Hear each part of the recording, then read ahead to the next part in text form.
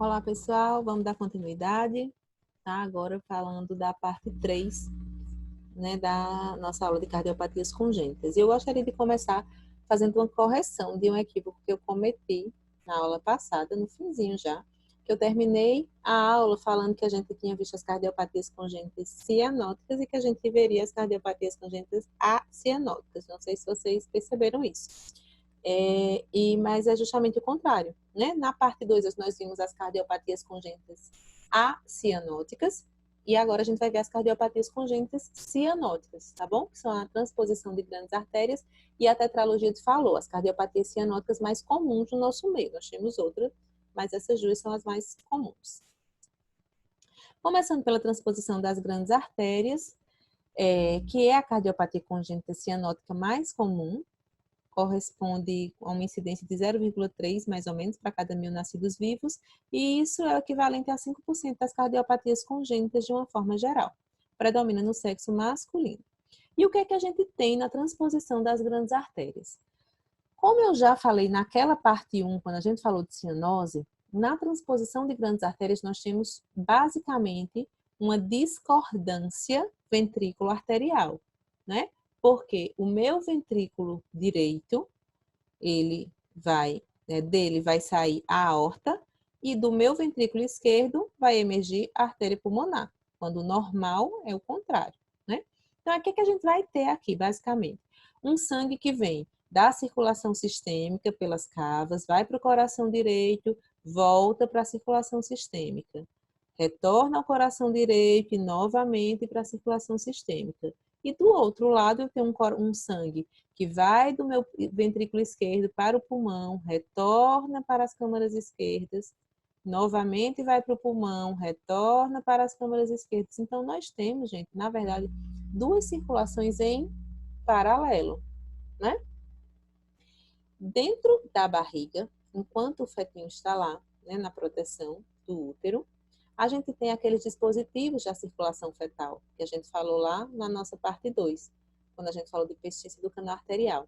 E dentro da barriga, dois daqueles dispositivos, que são o canal arterial e o forame oval patente, eles vão permitir que haja uma comunicação entre essas circulações, tá bom? Então, o que é que acontece, né? Geralmente, quando o forame oval fecha e o canal arterial fecha, esse bebê piora muito, né? E se não for feito nada, ele provavelmente vai morrer.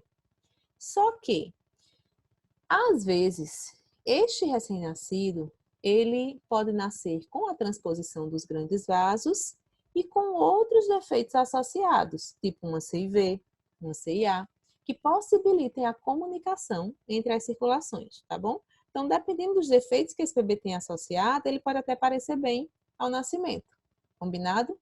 Mas se essa criança não tem nenhum defeito associado, nasce relativamente bem com a cianose, e aí o que acontece quando esse canal arterial fecha, quando o forame oval fecha? Vai acontecer uma hipóxia violenta, né? Uma cianose generalizada, uma acidose metabólica intensa, disfunção miocárdica, insuficiência cardíaca e morte. Porque se eu tenho duas circulações em paralelo que não se comunicam nunca, isso vai ser incompatível com a vida. No exame físico desse bebê, gente, a gente não vai encontrar grandes alterações fora a cianose inicialmente, né? Na ausculta cardíaca, geralmente não tem sopro, porque a gente pode ter uma B2 hiperfonética. Quem é B2, quem é que forma a segunda bulha, é o som do fechamento da aorta e da artéria pulmonar. Lembra que elas se cruzam e que a artéria pulmonar ela é mais anterior do que a aorta, não é isso? Quando eu tenho a transposição, isso vai se inverter. Então, eu vou ter uma artéria, uma aorta mais anterior que a artéria pulmonar. E como o componente de B2 ele é predominantemente da aorta, né, eu vou ter a sensação de que essa B2 é hiperfonética porque a minha aorta está mais anterior, tá bom? Nos exames, o raio-x de tórax pode vir com uma área cardíaca normal ou discretamente aumentada, e na maioria das vezes o fluxo pulmonar é normal. É uma cardiopatia cianogênica? É. Mas eu tenho um fluxo pulmonar, um normal fluxo pulmonar, tá? Pode estar discretamente aumentado, mas na maioria das vezes é um fluxo normal. O eletrocardiograma não vai ajudar muito, o que vai fechar diagnóstico é o ecocardiograma.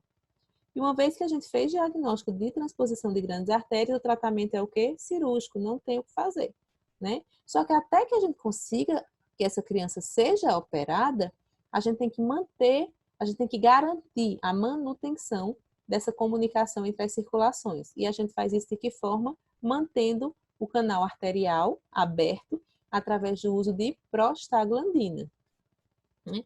Então, o canal ele precisa de prostaglandina para se manter aberto, tá bom? Se a gente dá prostaglandina venosa para esse bebê, a gente garante que esse canal vai ficar aberto, tá bom? Até que a gente consiga fazer a cirurgia. Então, de transposição de grandes artérias, é isso. Vamos falar agora um pouquinho da tetralogia de Fallot, que é uma cardiopatia congênita com incidência de 0,2 para cada 1.000 nascidos vivos, o que corresponde a aproximadamente 3% das cardiopatias congênitas, de uma forma geral. Aqui eu tenho um coração com tetralogia de Fallot. O nome já diz, tetralogia, tétrade, né? Então, qual é a tétrade de defeitos que a gente tem num bebê, num coração com tetralogia de Fallot? Tudo começa, gente, com isso aqui, ó, a destroposição da aorta, né? Destro-direita.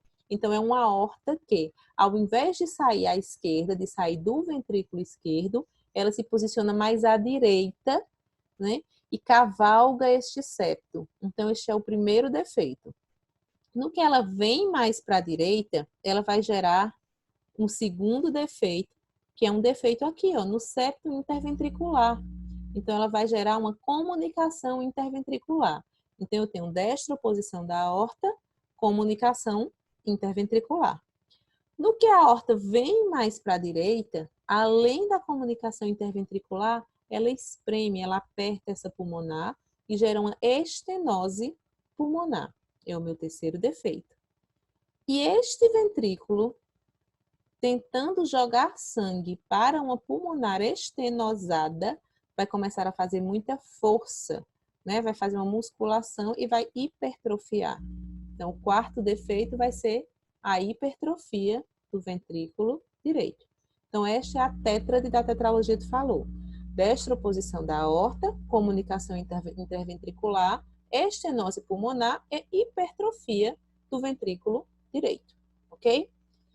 O que é que a gente encontra num paciente com tetralogia de Fallot? O quadro clínico vai depender, gente, do grau de estenose pulmonar. Então, é essa estenose pulmonar, esse grau, que vai determinar os graus de cianose, tá? Se eu tenho uma estenose pulmonar leve, eu praticamente não vou ter cianose. Eu posso, inclusive, ter um bebê com cardiopatia congênita tipo tetralogia de Fallot que não apresente cianose, né, ao nascimento ou nos primeiros meses de vida. É possível? É. Se for uma estenose pulmonar leve, sim. Tá? Na ausculta cardíaca, a gente pode auscultar um soprinho sistólico, que é um sopro da estenose pulmonar. Aí você diz, Nicole, mas ele não tem CIV? E a CIV não vai soprar? Olha para mim, comigo aqui essa figurinha. O que é que acontece, gente? Lembra que a pressão aqui do meu ventrículo direito, ela tá alta, porque eu tenho uma estenose aqui, eu tenho que lutar contra essa estenose, tá? Então, a diferença de pressão aqui, ó, entre os ventrículos, ela não vai ser muito grande. Então, mesmo eu tendo essa abertura, meu ventrículo esquerdo não vai conseguir jogar muito sangue para o meu ventrículo direito. Concordam? E aí, eu não vou ter praticamente sopro pela CIV, não. Tá? O meu sopro vai ser pela estenose pulmonar. Entenderam? Ok? De exames complementares, o que é que a gente vai ter? No raio-x de tórax, o que chama a atenção é este padrão aqui, ó, de hipertransparência pulmonar, né? É uma cardiopatia que eu tenho um bloqueio, né, à direita, eu tenho um impedimento do sangue chegar no pulmão, então é uma cardiopatia de hipofluxo pulmonar. E no raio-x a gente consegue ver isto. Eu consigo ver uma trama vascular pulmonar pobre, às vezes até mesmo ausente, né? Certo? E o outro defeito que a gente vê é um escavamento, uma escavação aqui, ó, do arco do arco pulmonar, tá? Como se a artéria pulmonar fosse mais escavada, porque ela tá hipoplásica. Então fica um coração assim, ó, parecendo uma botinha, tá? No eletrocardiograma, a gente pode ter hipertrofia de ventrículo direito, sinais, né, de hipertrofia de VD, e o que vai fechar o diagnóstico, gente, é o ecocardiograma. Olha essa imagem aqui, ó. Aqui eu tenho um coração cortado, né, ventrículo esquerdo, átrio esquerdo, a aorta, ó, que deveria sair toda do ventrículo esquerdo, ó como ela cavalga, ó como ela vai se posicionando mais à direita, né? O septo interventricular aqui, uma comunicação, né, entre os ventrículos, e aqui é o meu ventrículo direito. Olha a musculatura desse ventrículo direito, né? Então, o diagnóstico vai ser basicamente por ecocardiograma. E o que é que eu faço com esse bebê que tem tetralogia de Fallot? Como é que eu resolvo isso? Cirurgicamente, tá? E de medicação, o que é que a gente tem à mão para usar? Em alguns pacientes, o componente da estenose pulmonar, ele é muito infundibular, né? Então, quando eu tenho um componente infundibular importante, vale a pena a gente usar beta-bloqueadores, sobretudo o propranolol, para esses bebês, porque ele tem a capacidade de relaxar o infundíbulo e melhorar o fluxo de sangue que vai para o pulmão, tá certo? Então, é isso que a tetralogia de Fallot, a gente pode ter essas duas opções de tratamento. Mas uma coisa que eu queria chamar a atenção de vocês aqui, que é super importante, que às vezes você, enquanto médico generalista, você não vai tratar, você não vai operar esse bebê, não é você que vai prescrever a dose do beta-bloqueador dele, mas ele pode chegar lá na unidade de saúde, né, lá no PA, lá na unidade mista, com uma crise de hipóxia. O que é que acontece quando esse bebê tem crise de hipóxia? Acontece que a pulmonar, o infundíbulo, ocorre uma contração. E aí, aquele sangue que já passava de forma reduzida para o pulmão, passa menos ainda. E esse bebê vai ter cianose intensa, né, taquipneia, pode ter alteração da consciência. E quando a gente ausculta o sopro, tende até a diminuir. Porque essa pulmonar está tão fechada, o fluxo está tão impedido de passar, que a gente nem consegue ouvir isto, certo? E aí, o que é que eu tenho que fazer, Nicole, se chega uma criança lá na unidade mista que eu estou de plantão com crise de hipóxia? O que é que a gente vai fazer? Primeiro, tentar posicionar o paciente com os joelhos flexionados sobre o tronco, é aquela posição geno-peitoral. Né? Nicole, por que que a gente faz isso? Porque quando eu fico nesta posição, né, eu aumento a minha resistência vascular periférica, certo? Então, quando eu aumento a minha resistência vascular periférica, o que acontece? O meu ventrículo esquerdo, ele vai ter que fazer mais força, né, para jogar o sangue pela aorta, porque eu aumentei a resistência. E isso vai aumentar a pressão dentro do ventrículo esquerdo. E se eu aumentar a pressão dentro do ventrículo esquerdo, eu favoreço com que esse sangue, né, eu tento jogar um pouco mais de sangue do ventrículo esquerdo para o ventrículo direito, através daquela abertura. Lembra que eu falei que às vezes nem acontece esse shunt, porque a pressão no ventrículo direito está muito grande, porque a pulmonar está estenosada. Lembra que eu falei isso? Então, se eu aumento a resistência vascular sistêmica, eu aumento, de certa forma, a pressão no meu ventrículo esquerdo e aumento um pouquinho, né, esse shunt da esquerda para a direita, para ver se a gente consegue jogar um fluxo maior de sangue para a artéria pulmonar, certo? Então, a gente posiciona o paciente nessa posição genopeitoral, tenta administrar oxigênio, né? Se não houver melhora, tentar fazer a morfina ou a acetamina. A morfina, ela age suprimindo o centro respiratório, tendendo a diminuir um pouquinho a taquipneia, né? E a acetamina é para, além de provocar uma sedação, deixar a criança mais tranquila, o paciente mais tranquilo, pode aumentar também a resistência vascular periférica, tá bom? E aí, enquanto você não consegue transferir esse paciente, né, para um serviço de referência, tentar fazer essas medicações, tentar ir identificando o que foi que causou e corrigindo a crise, será que foi uma desidratação, né? Enfim, tá bom? Então, mas basicamente lembrar que essas crianças elas podem ter crises de hipóxia, ok? Então, gente, aqui a gente finaliza as cardiopatias congênitas acianóticas e eu queria falar um pouquinho aqui de uma coisa que vocês já viram, mas só para a gente deixar reforçado, tá? Que é o teste do coraçãozinho. O que é o teste do coraçãozinho? Como é que a gente faz, né? Vocês já viram tão bem quando vocês viram a aula de triagem neonatal, se não me engano, com a professora Cecília, mas eu queria lembrar para vocês que o teste do coraçãozinho é um teste que tem uma sensibilidade de 75% e uma especificidade, gente, olha isso, de 99%. Né? E aí eu vou precisar que vocês todos lembrem o que é sensibilidade e o que é especificidade. Né? Eu sei que vocês já sabem, mas eu vou só dar uma relembrada aqui. Então, a sensibilidade de um método vai refletir o quanto que esse método ele é eficaz para identificar corretamente os doentes. Né? Então, se você vê a sensibilidade de 75%, é uma sensibilidade boa, mas então ele tem uma sensibilidade de 75% de identificar quem realmente está doente. E a especificidade é o quanto esse exame, o quanto esse método, ele vai identificar corretamente os indivíduos que não apresentam doença. Então, gente, eu tenho uma especificidade de 99%. Eu posso dizer, com 99%, vamos dizer assim, de forma grosseira, com 99% de certeza, que se o teste do coraçãozinho deu negativo, é porque provavelmente esta criança não tem uma cardiopatia congênita chamada crítica. Eu não estou dizendo que esse bebê não tem cardiopatia congênita, tá? Porque o teste do coraçãozinho, ele é um teste de triagem, não é um teste diagnóstico, é um teste de triagem para triar e tentar identificar precocemente isso aqui, ó, cardiopatias críticas. O que é uma cardiopatia crítica? É aquela cardiopatia que, se a criança for para casa, ela vai morrer em casa. É uma transposição de grandes artérias, né? É uma tetralogia de Fallot com estenose pulmonar acentuada, tá bom? Então, essa cardiopatia congênita crítica.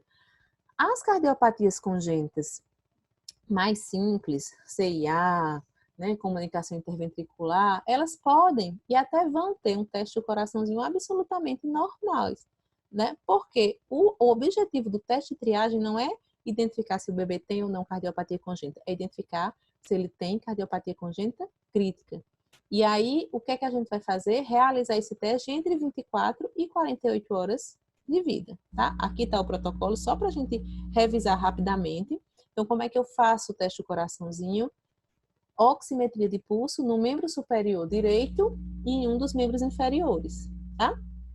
Se a saturação de oxigênio der menor que 95, tá? Em qualquer um dos membros, ou a diferença entre a oximetria do membro superior direito e de um dos membros inferiores for maior ou igual a 3%, o que é que a gente vai fazer? Realizar outra oximetria, esperar um período, mais ou menos uma hora, realizar outra oximetria. A oximetria deu maior ou igual a 95% e a diferença foi menor que 3 entre os membros, esse bebê pode seguir de alta normal. Se eu repito a minha oximetria e novamente a saturação em um dos membros já menos que 95 ou a diferença entre os membros já maior ou igual a 3%, esse bebê não pode ter alta do teu serviço sem realizar um ecocardiograma, tá? Então, pode ser até um bebê que nasceu lá na unidade mista, chegou em período expulsivo e nasceu e ficou bem, né? Lá não tem muito recurso, mas você tem pelo menos um oxímetro. Com 24 horas de vida, dá para você fazer um teste do coraçãozinho nele. E aí, apresentou alteração, você não pode dar alta a esse bebê e dizer, ó, mãe, procura um cardiologista. Não. Esse bebê tem que ser referenciado para um centro, né, no qual ele consiga fazer este ecocardiograma, para a gente definir se ou não ele tem cardiopatia e se tiver, qual é e qual o melhor tratamento a ser realizado. Tá bom, gente? Lembrando, tudo isso que a gente falou está lá naquele capítulo do Tratado da Sociedade Brasileira de Pediatria, tá bom? Lá vocês vão encontrar um monte de cardiopatias, mas eu queria que vocês focassem nessas 5, que são as mais comuns, que foram as que a gente discutiu aqui, tá bom? Vai ficar um exercício para vocês fazerem, eu queria que todo mundo fizesse, e as dúvidas podem ir perguntando lá no fórum, que a gente vai debatendo, tá bom? Combinado? Um abração para todo mundo.